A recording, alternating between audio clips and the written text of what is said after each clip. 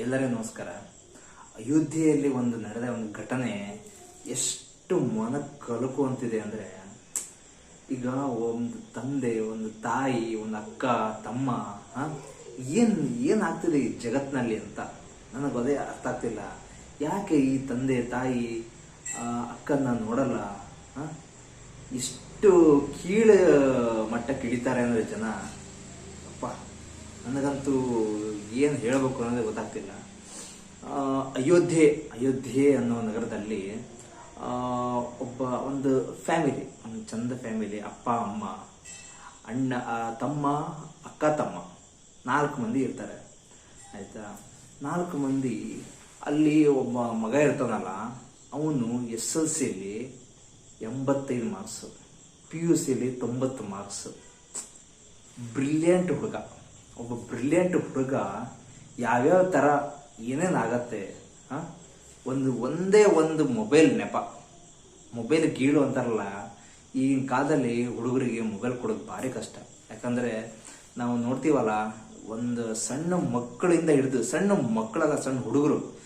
ಹುಡುಗರಿಂದ ಹಿಡಿದು ಎಲ್ಲರೂ ಮೊಬೈಲ್ ನೋಡ್ತಾರೆ. ಈ ಮೊಬೈಲ್ ಚಟ ಅನ್ನೋದು ಆಗಿನ ಕಾಲದಲ್ಲಿ ನಮ್ಗೆ ಈ ಥರ ಮೊಬೈಲಿಂದು ಹುಚ್ಚಿಲ್ಲ ಅಂದರೆ ಮೊಬೈಲೇ ಇಲ್ಲ ಆಗಿತ್ತು. ಆಲ್ಮೋಸ್ಟ್ ನಾವು ಕಾಲೇಜಿಗೆ ಬಂದಮೇಲೆ ನಮಗೆ ಮೊಬೈಲಿಂದ ಗೊತ್ತಾಗಿದೆ ಹಿಂಗೆ ಅಂತ.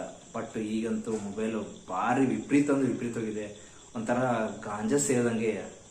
ಈಗ ನಾವೆಲ್ಲ ಚಟ ಅಂತ ಹೇಳ್ತೀವಲ್ಲ, ಹೆಂಡ ಕೊಡ್ತೀವಿ, ಗಾಂಜಾ ಸೇದು, ಅದೆಲ್ಲ ಇಲ್ಲ ಈಗ. ಈಗ ಮೇನು ಇದೆ ಮೊಬೈಲೇ. ಈಗಲ್ಲ ಭಾರಿ ಕಷ್ಟ. ಯಾಕಂದರೆ ಒಂದು ಮೊಬೈಲ್ ಹುಚ್ಚು ಹಿಡಿತು ಅಂದರೆ ಒಂದು ಗೇಮಿಂಗ್ ಚಟ, ಆನ್ಲೈನ್ ಗೇಮ್ ಅಂತೆ, ಆಫ್ಲೈನ್ ಗೇಮ್ ಅಂತೆ, ಫ್ರೀ ಫೈರ್ ಅದು ಇದು, ಈ ಗೇಮಿಂಗ್ ಬಂದಿದೆ ಅನ್ನೋದು ಭಾರಿ ಕಷ್ಟ ಆಗ್ಬಿಟ್ಟದಪ್ಪ ಈಗಂತೂ ಮಕ್ಕಳಿಗೆ ಕೊಟ್ಟು. ನಾ ಅದೇ ಸುಮಾರು ಕಡೆ ನೋಡಿದ್ದೀನಿ, ಎಲ್ಲೋ ಒಂದು ಕಡೆ ಹೋಗ್ತಾ ಇರ್ತೀನಿ, ಸಣ್ಣ ಒಂದು 2-4 ವರ್ಷದ 3 ವರ್ಷದ ಹುಡುಗನಿಗೆ ಅವಳ ತಾಯಿ ಇಡೀ ದಿನ ಮೊಬೈಲ್ ಕೊಟ್ಟಿದ್ದಾಳೆ. ನಾನೇ ಕಣ್ಣಾರ ನೋಡಿದ್ದೀನಿ. ಇಡೀ ದಿನ ಅಂದರೆ ಲೆಕ್ಕ ಹಾಕಿ. ಅಂದರೆ ಅವರಿಗೆ ತಾಯಿಯಂದಿರಿಗೆಲ್ಲ ಏನು ಗೊತ್ತಾ, ಅವ್ರಿಗೇನು, ನನ್ನ ಮಗ ನಂಗೆ ತ್ರಾಸ ಕೊಡದೇ ಇದ್ರೆ ಆಯಿತು ಅಷ್ಟೇ. ಅವ್ರ ಥಿಂಕಿಂಗೇ ಅಷ್ಟು. ನನ್ನ ಮಗ ನಂಗೆ ತ್ರಾಸ ಕೊಡದಿದ್ರೆ ಆಯಿತು, ನನ್ನ ಕೆಲಸ ನಂಗೆ ಆಗತ್ತೆ, ಇದೊಂದೇ ಥಿಂಕಿಂಗ್. ಆದರೆ ಅದರಿಂದ ಎಷ್ಟು ಅನಾಹುತ ಆಗತ್ತೆ ಅನ್ನೋದಕ್ಕೆ ಈ ಒಂದು ಕಥೆನೇ ಒಂದು ನಿದರ್ಶನ. ಅಯೋಧ್ಯೆಯಲ್ಲಿ ಮಗ, ಅಲ್ಲಿ ಅಪ್ಪ ಅಮ್ಮ ಅಕ್ಕ ತಮ್ಮ ಇರ್ತಾರಲ್ಲ, ತಮ್ಮ ಏನಲ್ಲ ಮಗ, ಅವನು ಇಡೀ ದಿನ ಮೊಬೈಲ್ ನೋಡ್ತಾ ಇದ್ದ. ಆಯ್ತಾ, ಇಡೀ ದಿನ ಕಾಲೇಜಿಗೆ ಹೋಗೋದು, ಇಡೀ ದಿನ ಮೊಬೈಲ್ ನೋಡೋದು, ಬರೇ ಮೊಬೈಲಲ್ಲೇ ಮುಳುಗಿರ್ತಿದ್ದ. ಒಂದಿನ ಏನಾಯ್ತು ಅಂದರೆ, ಸುಮಾರು ಸಲ ಎಕ್ಸ್ಪ್ಲೇನ್ ಮಾಡಿದಾಳೆ. ಅಕ್ಕ ಆಗಲಿ ಅಪ್ಪ ಅಮ್ಮ ಆಗಲಿ ದಿನ ಹಂಗೆ ಬೈತಾ ಇರ್ತಿದ್ರು, ಮಗ ಮೊಬೈಲ್ ನೋಡಬೇಡ ಜಾಸ್ತಿ. ಈಗಿನ ಕಾಲದಲ್ಲಿ ಬುದ್ಧಿವಾದ ಹೇಳೋದು ತಪ್ಪ. ಯಾಕಂದರೆ ನಾವು ಅವಾಗೆಲ್ಲ ಬುದ್ಧಿವಾದ ಹೇಳಿದ್ರೆ ಕೇಳ್ತಿದ್ವಿ ನಾವು. ಈಗಿನ ಕಾಲದಲ್ಲಿ ಯಾವ ಬುದ್ಧಿವಾದ ನಡೆಯಲ್ಲ, ಏನೇನು ನಡೆಯಲ್ಲ. ಅಪ್ಪ ಅಮ್ಮ ದಿನ ಹೇಳ್ತಾ ಇರ್ತಾರೆ ಮಗ ಮೊಬೈಲ್ ನೋಡಬೇಡ ಅಂತ. ಆದರೆ ಅವನು ಕೇಳ್ತಾನ? ಅದು ಹೈಸ್ಕೂಲ್ ಕಾಲೇಜಿಗೆ ಹೋಗೋ ಹುಡುಗ ಕೇಳ್ತಾನ? ಇಲ್ಲ. ಮೊಬೈಲ್ ನೋಡ್ತಿದ್ದ, ಗೇಮಿಂಗ್ ಎಲ್ಲ ಆಡ್ತಿದ್ದ. ಅಕ್ಕ ಏನಂದ್ಲು, ಒಂದು ದಿವಸ ಏನಾಯ್ತು, ಅಕ್ಕ ಅಪ್ಪ ಅಮ್ಮ 3 ಮಂದಿ ಹೊರಗಡೆ ಕೂತ್ಕೊಂಡು ಮಾವಿನಹಣ್ಣು ತಿಂತಾ ಇದ್ರು. ಮಾವಿನಹಣ್ಣು ತಿಂತಾ ಇರ್ಬೇಕಾದ್ರೆ ಅವರು ಮಗ ಎಲ್ಲೋದ, ಮಗ ಬಾ ಅಂತ ಕರೆದ್ರು. ಅವ್ನು ಕೇಳಿಸೋದೇ ಇಲ್ಲ. ಯಾಕಂದ್ರೆ ಮೊಬೈಲ್ ಮುಳುಗಿದಾನ. ಮಗ ಬಾ ಅಂತ ಕರೆದ್ರು ಇಲ್ಲ, ಯಾರು ಕರೆದ್ರು ಇಲ್ಲ. ಕಡೆಗೆ ಅಕ್ಕನೇ ಹೋಗಿ, ಏನು ನೀನು, ನಾವೆಲ್ಲ ಮಾವಿನಹಣ್ಣು ತಿಂತಿದ್ದೀವಿ, ಎಲ್ಲ ಎಂಜಾಯ್ ಮಾಡು, ಖುಷಿಯಿಂದ ಇರೋಣ, ಯಾಕೆ ಮೊಬೈಲು ಅದೆಲ್ಲ, ಯಾಕೆ ಬೇಡಪ್ಪ ಅಂತ ಹೇಳಿ ಬುದ್ಧಿವಾದ ಹೇಳಿದ. ಅಕ್ಕ ಆದವಳು ಬುದ್ಧಿವಾದ ಹೇಳೋತಪ್ಪ, ಅವಳು ಸಹಜವಾಗಿ ಬುದ್ಧಿವಾದ ಹೇಳಿದಾಳೆ. ಹಾಗೆ ಅಮ್ಮನೂ ಬಂದು ಸ್ವಲ್ಪ, ಮಗ ಬೇಡ ಬಾ, ಮೊಬೈಲ್ ಸಾಕು, ಜಾಸ್ತಿ ನೋಡಬೇಡ, ಕಣ್ಣೆಲ್ಲ ಹಾಳಾಗತ್ತೆ, ಬೇಡ ಬಾ ಅಂತ ಎಲ್ಲ ಹೇಳಿ ಎಕ್ಸ್ಪ್ಲೇನ್ ಮಾಡಿದಾಳೆ.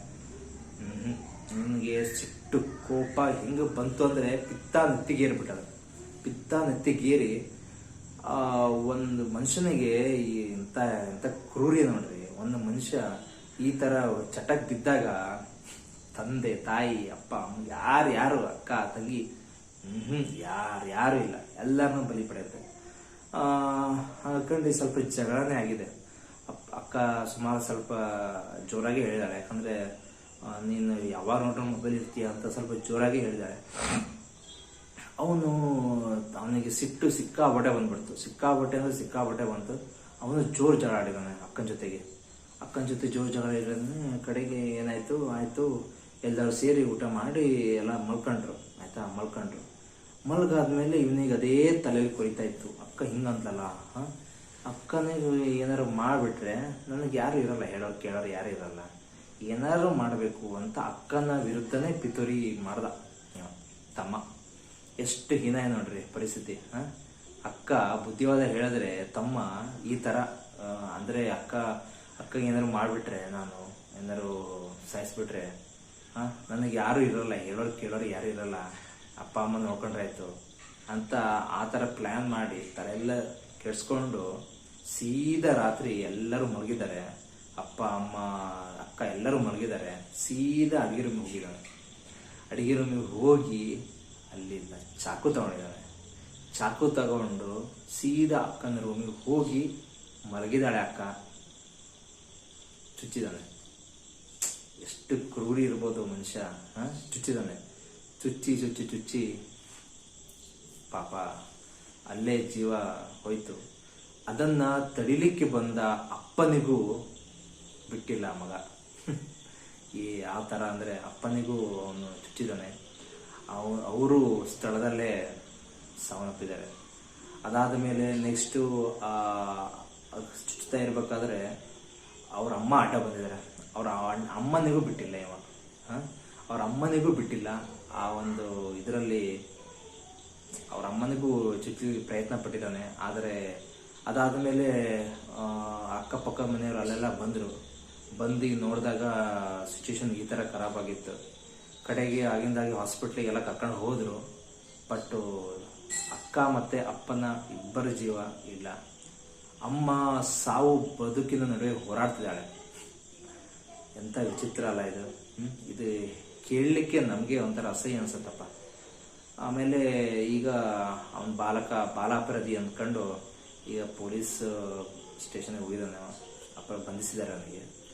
ಹೀಗೆ ಯಾವ ಥರ ಜನ ಇರ್ತಾರೆ, ಯಾವ್ಯಾವ ಥರ ಆಗತ್ತೆ ನಮ್ಮ ಈ ಜಗತ್ತಿನಲ್ಲಿ. ನಮ್ಮ ಸುತ್ತಮುತ್ತಲೇ ಈ ಥರ ನಡೀತಾ ಇದೆ ಅಂದರೆ ಏನು ಅರ್ಥ ಅಂತ ಗೊತ್ತಾಗ್ತಿಲ್ಲಪ್ಪ. ಇದಕ್ಕೆ ನಾವು ಏನು ಹೇಳಬೇಕು ಅಂತ ಗೊತ್ತಾಗ್ತಿಲ್ಲ. ನಿಮಗೆ ಏನು ಅನಿಸ್ತು ಈ ವಿಡಿಯೋ ಬಗ್ಗೆ ಕಮೆಂಟ್ ಮಾಡಿ, ಹಾಗೆ ಸಬ್ಸ್ಕ್ರೈಬ್ ಮಾಡಿ. Thank you friends.